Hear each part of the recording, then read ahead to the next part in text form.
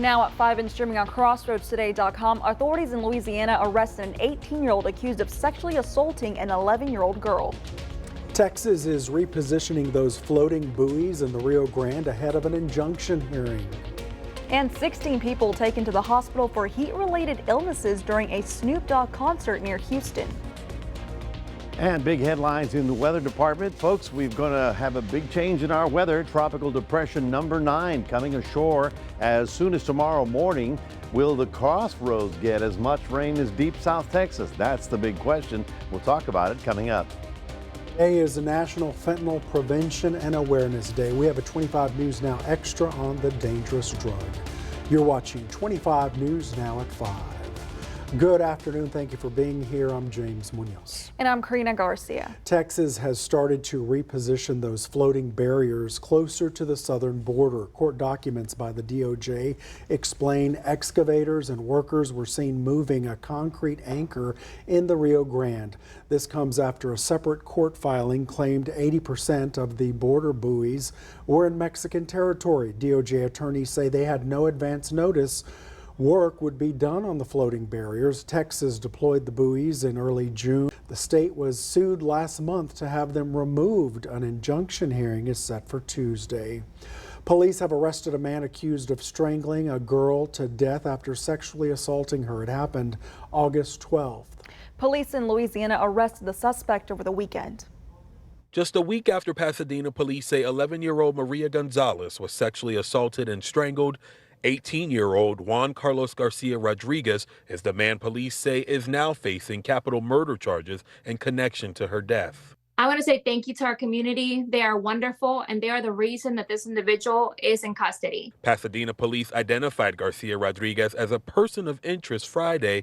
He was arrested in Shreveport, Louisiana Saturday morning, much to the relief of those who live in this community. I mean, honestly, it's a good thing because he shouldn't be free at all. He needs to go to jail. He needs to get what he deserves, basically.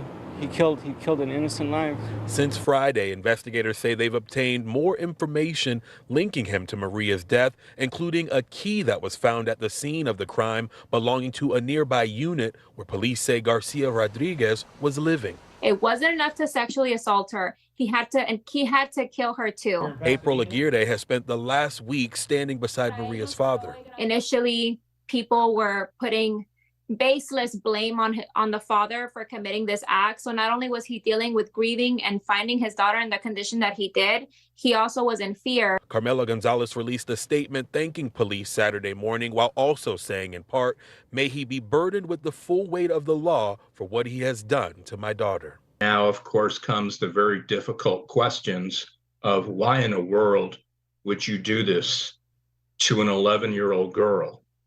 And have you done this previously before to anyone else? Garcia Rodriguez is waiting to be extradited back to Harris County, where authorities plan to charge him with capital murder. 16 people were taken to the hospital with heat-related illnesses. It happened during a Snoop Dogg concert Saturday in the Woodlands. That's north of Houston. The venue was outdoors and temperatures were in the triple digits. Staff at the Montgomery County hospitals say a total of 35 people were treated. All of those treated are now in stable condition. Tropical storm warnings were issued for parts of the Crossroads. Calhoun and Refugio counties are under a tropical storm warning. The system is expected to make landfall Tuesday morning and bring heavy rain and winds of up to 35 miles per hour. You can read more at crossroadstoday.com. Let's check in with Mac. Mac, what do we need to know about tomorrow morning? Well, it looks like it's going to be very soggy tomorrow morning. This is kind of crazy. I mean, we hit 100 degrees today, and tomorrow we're expecting to get pretty much all-day rain. So this is the tropical depression that we advertised last week. It is coming ashore as soon as tomorrow morning. Now, Crossroads right about here. Corpus Christi right about here. Do you get the idea of what's happening here? It looks like the center will be moving right across Baffin Bay right about here. We're going to get something.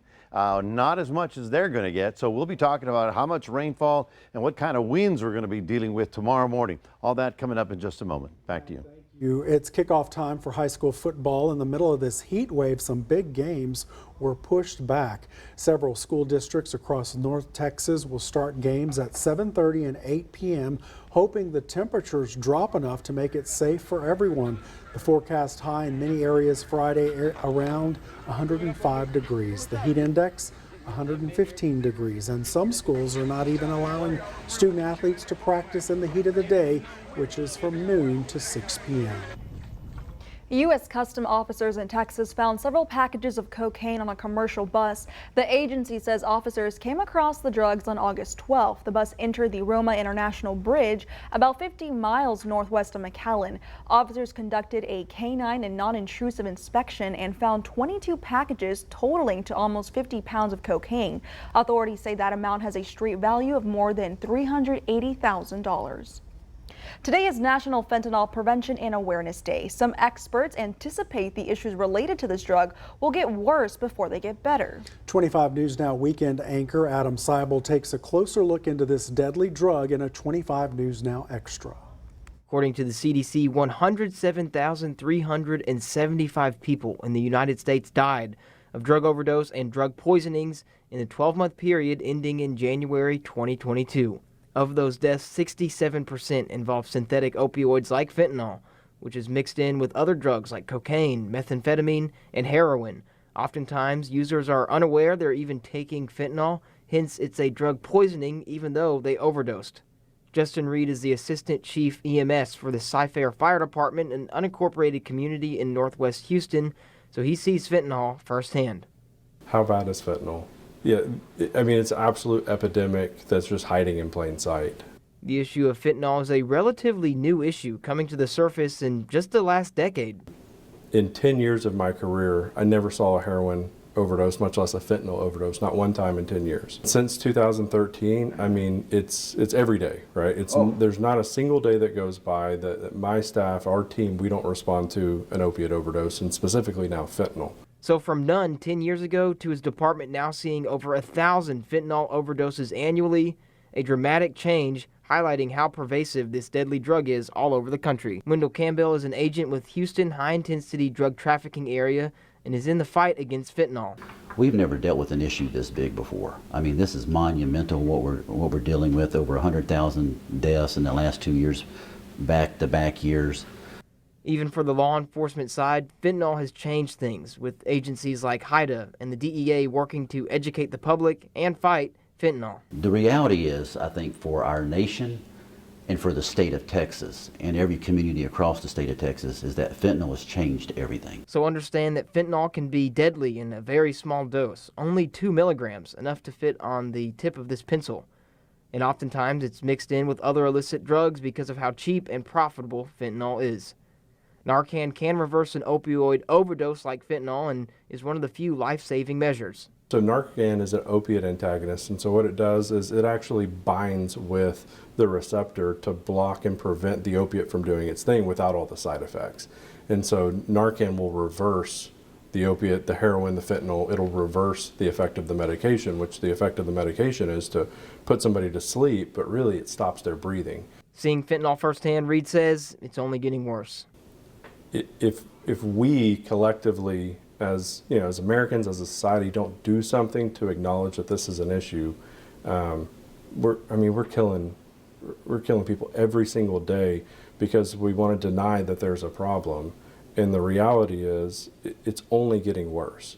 So for this National Fentanyl Prevention and Awareness Day, understand the dangers and extremely high risk of death when dealing with illicit fentanyl. Adam Seibel, KAVU-TV 25 News Now. Here's your viewer poll this afternoon. Scan that QR code on your screen to vote now. The question is, do you believe enough is being done to address the fentanyl crisis? Yes or no? We want to hear from you on this. Come to crossroadstoday.com/vote to take part, and we're going to have an update on 25 News Now at 6. 2 area fire departments fighting a large brush and wildfire on FM 2437 at the Lavaca, Colorado County line. Authorities say about 25 to 30 acres have burned in heavy brush. A fertilizer plant was destroyed in an overnight fire in Bralette. Bartlett, about 50 miles north of Austin. Authorities said the fire started around 9:30 p.m. Sunday. Fire crews were able to contain it while they let it burn overnight before dropping water on it this Monday morning. A grass around the perimeter of the plant also burned, but authorities put that out. People within a quarter mile of the plant were evacuated. Officials have put in air monitoring systems to check for air quality. Former President Trump's bond is set at $200,000 in Georgia. He's accused of scheming to overturn his 2020 election loss. The bond agreement was outlined in a court filing signed by Fulton County DA Fannie Willis and Trump's defense attorneys. Trump was charged last week in the case alongside 18 allies. It's the fourth criminal case against the former president, who is campaigning to reclaim the White House in 2024. For more on today's news stories, come to crossroadstoday.com. If you missed that CFL preseason show this past weekend, you can find it under sports. You'll also find it on our YouTube channel, Crossroads Today. Hit the like button and click on the notification bell. Straight ahead on 25 News Now at 5, a British nurse was sentenced to life in prison after killing 7 babies. Also ahead, Southern California to northern Idaho under a flood watch as post-tropical Hillary brings life-threatening floods.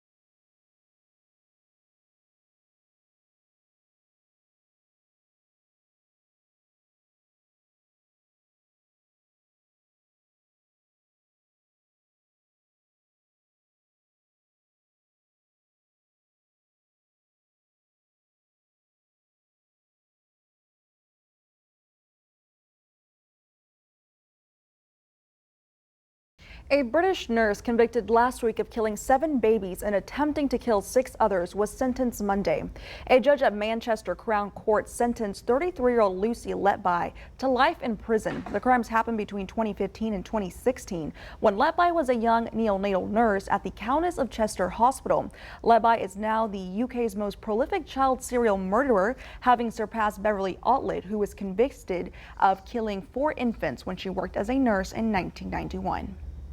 Federal experts were deployed to Maui along with several mobile morgues to help assist in the task of processing remains to identify those who died in the wildfires. The mobile morgues have more than 22 tons of supplies and equipment to help identify the victims. The death toll reached at least 114, with thousands still missing. So far, only 16 victims were identified as of Sunday. Today, President Biden traveled to that fire-ravaged area in Maui. He delivered remarks paying respects to the lives lost in the wildfires and reaffirming his commitment to supporting the residents. He is assigning FEMA official Bob Fenton to coordinate a long-term federal response.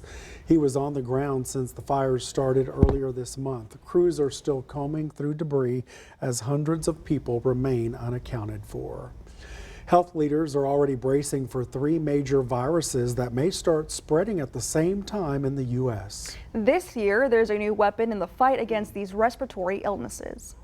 It's another potential triple threat of viruses: the flu, COVID-19, and RSV. All 3 may hit the U.S. together this fall, but this year there's a vaccine for all of them. When to get them varies based on age. If you're under the age of 60, before Halloween, you should get your flu shot. Late September for COVID, that's when that new booster is expected to come out. It is not an exact match for what is currently circulating, dominantly circulating in the country, but it's still good protection, especially for people who are vulnerable. The U.S. is already seeing an uptick in COVID-19 cases, although it's still unclear exactly how many cases, as fewer tests are being taken.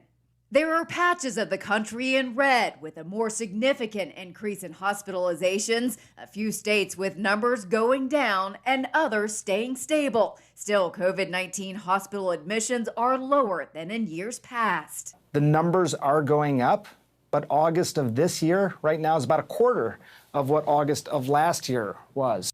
The U.S. Centers for Disease Control and Prevention say if you test positive for COVID-19, isolate for 5 days. On day 6, isolation can end if symptoms improve. The agency does recommend masking until there are 2 negative tests taken 48 hours apart. It's a little complicated, but really the first 5 days, that's when you're most infectious. That's when you should stay home. For Health Minute, I'm Mandy Gaither. The storm Hillary is making its way through the southwestern U.S. as a post-tropical cyclone. The storm continues to bring life-threatening flooding and winds to the area. Flooding, mudslides, and trapped vehicles were reported. 25 million people from Southern California to northern Idaho are in a flood watch as the storm continues north. Parts of Oregon and Idaho could see up to 5 inches of rain Tuesday. Well, you get the idea that there's all kinds of weird weather happening across the world, and you're absolutely correct. Here's a live picture. You can see the cloud deck is beginning to thicken up, even though we got up to 100 degrees today. Right now it's about 98, but it was a rather warm day.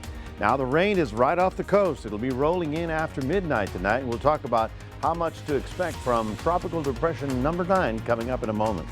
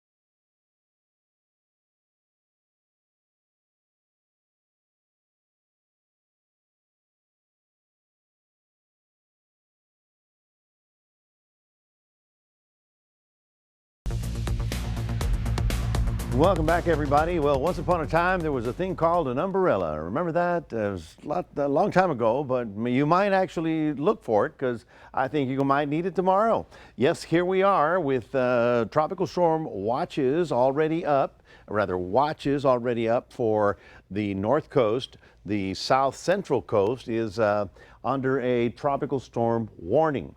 So, that is the tropical depression that we've been talking about. It is moving at about 22, 23 miles an hour, so it's moving very rapidly. In fact, by after sundown, shower activity will begin. The heaviest stuff will be here around midnight. Now, for those of you that were really waiting for a good rain, here's the bad news. It looks like the center is going to go in right at Baffin Bay, south of Corpus Christi. So we will get something, but it won't be the heavier amount that they're expecting. Here's where we are right now. We're calling it Tropical Depression number 9. It is forecast to strengthen right about here, possibly to tropical storm strength. It might get the name Harold, but right now we're just calling it number 9 as it approaches, and we'll certainly update you tonight. So here's where it is now. And then as we go through tomorrow midnight right there, and then tomorrow morning, it'll be ashore already. And you can see how the shower activity moves ashore as well. We're on the wet side of the storm, which is the right side. The left side is the drier side. But certainly Corpus Christi is going to get some significant rain. And certainly all of deep South Texas is going to be in some much needed rainfall. So somebody's going to get a lot. We're going to get something, all right? We're just not going to be left out of this game. We've been waiting way too long. And then because it's moving at 20, 25 miles an hour, it moves through in one day. In one day, by the time we get to Thursday, this will be a distant memory as it moves fairly quickly through the area. So is it a tropical storm? It could be a tropical storm for a few hours before it moves ashore. But generally speaking, the highest wind you're going to see is about 35 miles an hour. And of course, down here in this yellow, they're probably going to see maybe even 45 miles an hour as it moves ashore. Not huge, but certainly something, certainly a great departure from where we were just last week. So they are looking for most of the activity to be basically from the crossroads south and from Corpus Christi down to Baffin Bay, with the peak of the activity right about there. Now, our computer model tells us the following. We're looking for over 1 inch to 2 inches down here in Baffin Bay and up toward Laredo. We are in the 1/2 inch to maybe 1 inch of rain here in the crossroads, more to the south and less to the north, generally speaking. So we'll get something, and that's all on Tuesday. By the time we get to Wednesday, a lot of this will be pulling out fairly rapidly. And if you haven't heard, the Atlantic has gone nuts. We have our system, we have this system, we have that system, another system, and another system. There's 5 active storms in the Atlantic right now. Most of these are moving northbound. It's this one that we've got to worry about in the short term, and we will certainly be watching it for you all day long. I mean, the crews will be here on and off looking for any kind of weather-related problem tomorrow. If you're concerned, check on the website or check into the programming. We're looking for temperatures finally to get out of the 100-degree range tomorrow with rain. We're looking for a high of only 80 degrees in Port Lavaca. And for those of you in Puero, we're looking for cloud cover and shower activity, the high of only 93. So we do get a break in the temperature department, but I'm calling it an alert day. That means everybody should be ready to have some kind of weather affect your day. And then by Wednesday, it begins to clear, and we're back hot and steamy by the time we get to Thursday. That is your 7-day forecast. We want to remind you that we do have a QR code, and if you had this on your phone, you would immediately get to know everything that's happening around here. That's it from the weather front. We'll toss it back to James and Karina. All right, Mac, thank you so much for that. Coming up next on 25 News Now at 5, we'll take a look at Wall Street. Plus, Nissan is recalling more than 235,000 Sentras because of a steering issue.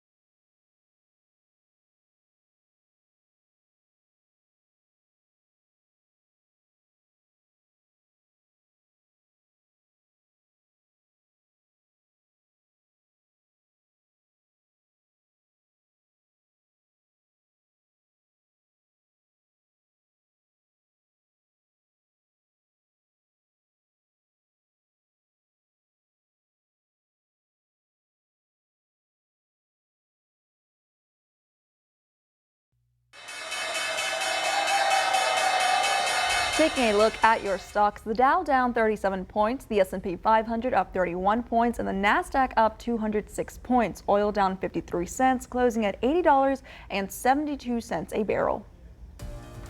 Nissan is recalling more than 235,000 Sentras. The issue is a front suspension rod that can bend on certain impact, like when you hit a curb. Once that happens, the driver can lose the ability to steer the vehicle. Nissan will send letters to owners in October inviting them to have their cars inspected. Then, when replacement parts become available, all owners will be allowed to get the part replaced regardless of whether they have noticed issues. The affected vehicles are 2020 through 2022 models.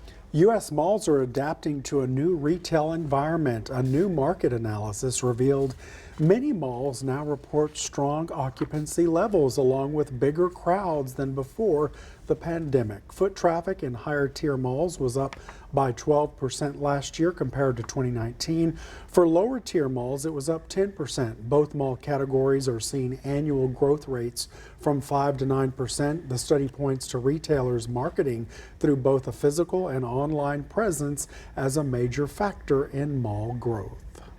Stay with us. We'll take one last look at your forecast with Mac. Plus, a young panda in Washington, D.C. celebrates his 3rd birthday. Plus, here's a look at World News Tonight right after 25 News Now at 5. Tonight, the storms slamming the U.S., drivers hydroplaning, cars stuck in mudslides. Then an earthquake hitting California right in the middle of it, the moment the anchor's on live TV. The fires in the Northwest, the evacuations tonight. We have breaking news on former President Trump. We're next.